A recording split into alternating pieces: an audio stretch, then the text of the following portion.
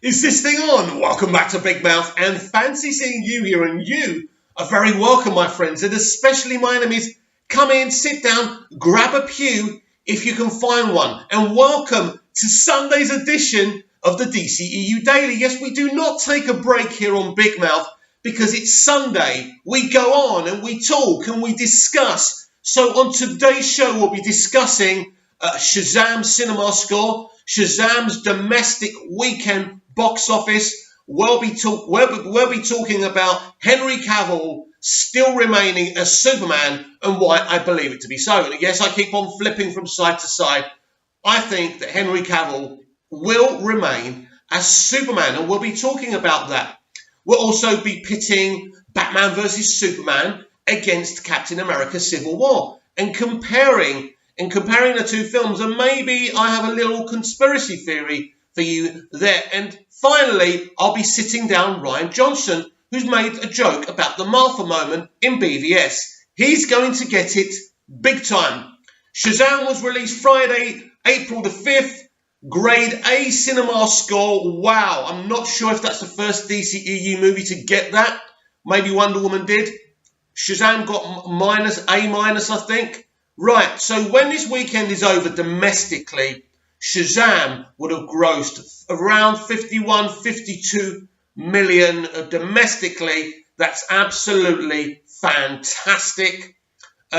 Why is that fantastic? Well, it's not breaking any records, no, but it's basically globally, by the end of the weekend, it would have got its budget back. $90 million budget is unheard of for this kind of movie, but this is what they're doing now, because if they can produce lower budget films, but they still look amazing and they're still fantastic films, why not do it?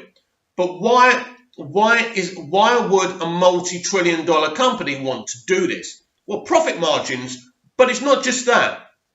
If you can bring something in on a low budget, you can focus on the director's vision, his artistic vision about the film. You can make the best film possible and not be overly focused on record-breaking box office. And I do feel now that Walter Hamada and Peter Safran and Warner Brothers are working on a higher level, on another level to what the MCU are doing, because the MCU have now got this kind of tradition where every film pretty much grosses $1 billion. It's very generic, it's very easy on the eye, it's very easy on the ear. You watch it, you forget about it, you go on to the next one. It's a franchise, it's a TV show. It continues. But with DC films now, with films like the Joker movie and Shazam, they can focus on that film. And if you bring them lower in budget, you don't have to be over kind of sensitive on big box office. Of course, studios want to make as much as possible, but you can focus more on your script, your actors, your vision, the film. This is why Shazam's such a good film. This is why Joker movie looks absolutely sensational. This is franchise filmmaking on another level, and I'm so excited. So Henry Cavill, I now believe that Henry Cavill will remain as Superman, and it's not like I've heard anything solid, but the whispers going around is that Henry Cavill is Superman, and the next time we'll see him will be in the Supergirl movie. They will greenlight a Superman film, not necessarily like a Dead on Man of Steel sequel, and we'll have to see what happens with that. So why has this changed? Well, basically, right, they had an opportunity here with the Superman cameo, and of course we only see a body double, but he's wearing Henry's costume. I believe if they were fundamentally going to change what they were doing, we maybe would have seen a new costume, a more different costume, and that's why I feel that maybe Henry is remaining. I know that they're breadcrumbs and maybe I'm clutching at straws, but I'm starting to believe that Henry will remain as Superman. But also, I saw a behind-the-scenes video of Shazam with Zachary Levi saying, I'm so proud that I'm playing one of the few characters in comic books who can actually beat Superman. And I'd love to be in a film where Shazam is actually fighting Superman, or being on screen with Superman. So he mentions Henry Cavill by name. So basically, right, is that going to work? No, that's not going to work. You know why that's not going to work? Sorry, I'm going to have to pause this because I must have my background. Yeah, basically, I can't do a video without my awesome BVS background. And if anyone knows how it can just stay there and it doesn't just fade away, because I've tried on the settings and it doesn't work.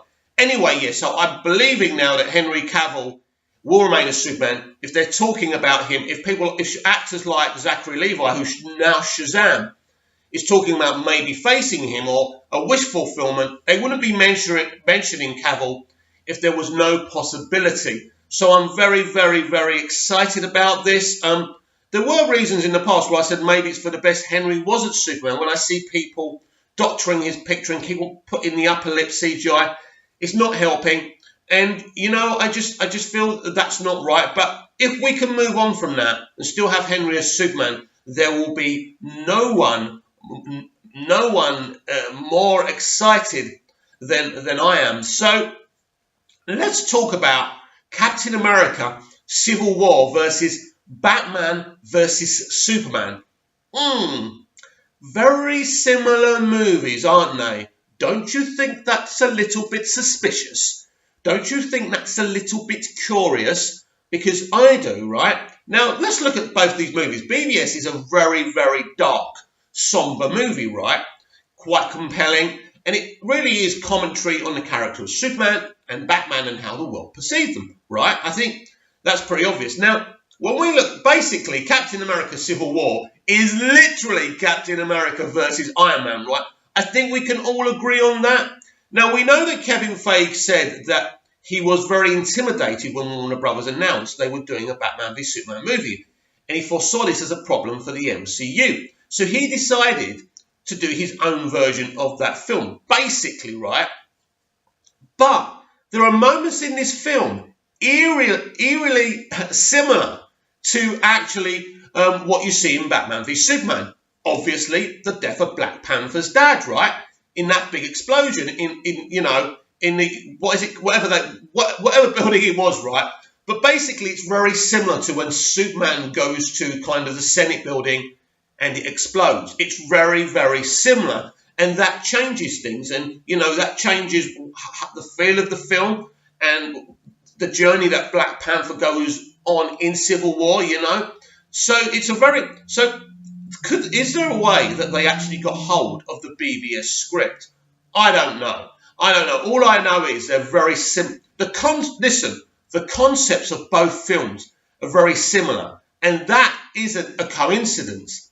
But what they were able to do with Captain America Civil War was have this dark tone, have this Iron Man versus Captain America scenario because of Bucky.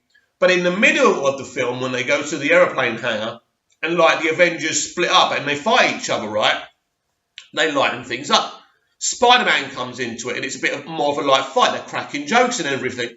They did what Marvel do. So I don't know what you think, but I think it was a very, very passive-aggressive way to compete with what Zack Snyder and Warner Brothers were doing at the time, but to lighten it up. And obviously people preferred, the mainstream audience preferred what the MCU did. But the MCU, even back then, were the darling of the mainstream cinema-going public. It was a very passive-aggressive way of competing with the DCEU. I think they're similar concepts, and I think somehow they were able to get their hands on what Zack Snyder, Chris Terrio, and David S. Goyer were doing there. So yes, please comment down below. Let me know what you think. But yeah, they knew what BVS was going to be, and they didn't just sit there watching the trailers.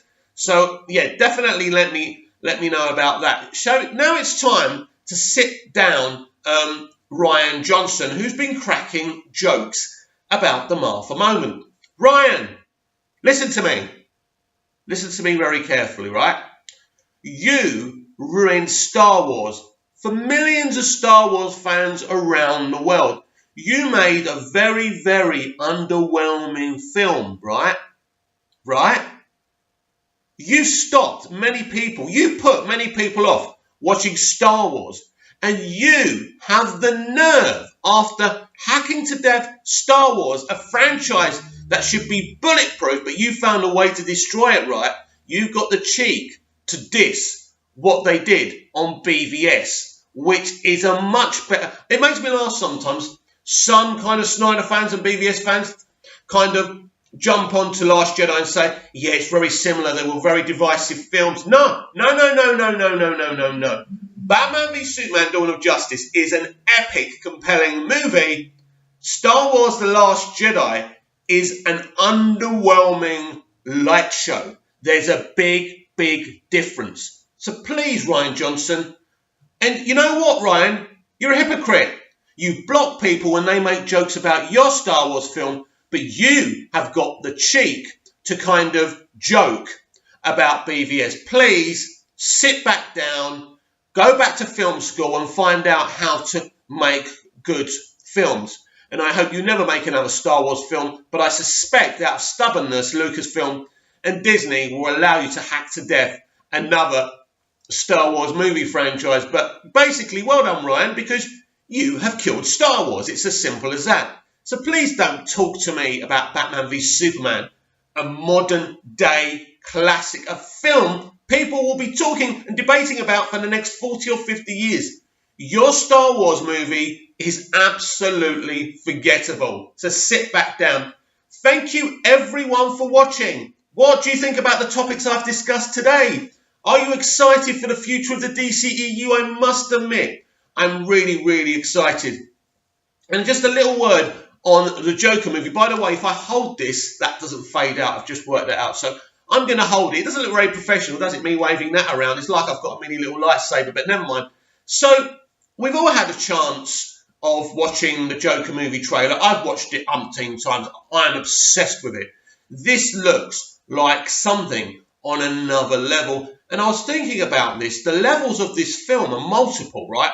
You've got the Joker, right? You've got the origin of the Joker, which some people reckon shouldn't happen. I disagree, by the way. But when you look at the connectivity to mental health disorders, what I've always loved about the Joker, even in the old kind of Adam West TV series, he's a character that any of us could become. He is potentially me or you or anyone you know. This is a man, and you can tell what they're doing in this film. Within this film, this is a man who's broken down by society. His mum probably has a mental health disorder. He probably has a mental health disorder. And society treats him so cruelly that he breaks and becomes a monster. Something so dark and so dangerous. But always remember this, people, and this film's going to be a great example and a great commentary on this. Every villain, every person, every dark entity out there is created by society. Whether it's how companies use sex to sell everything and what that does to a man, having, their face kind of rubbed in with all these attractive women. But you also have very dangerous women who are having, male sexual stereotypes thrown at them. Or maybe it's someone who was abused as a child or anything. There's so many different elements here. And society always creates villains, whether it's thieves, whether it's rapists, whether it's murderers.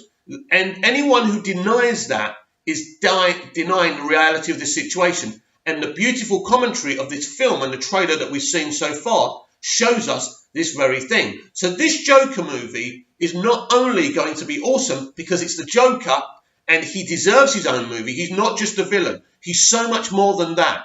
And people are going to come in to watch this film, and this is the genius of Hamada and Safran doing this. But this is commentary on mental health and how society create our own problems. So anyway, thank you very much. I will be back tomorrow for Monday's edition of the DCEU Daily. Until then, have a good Sunday.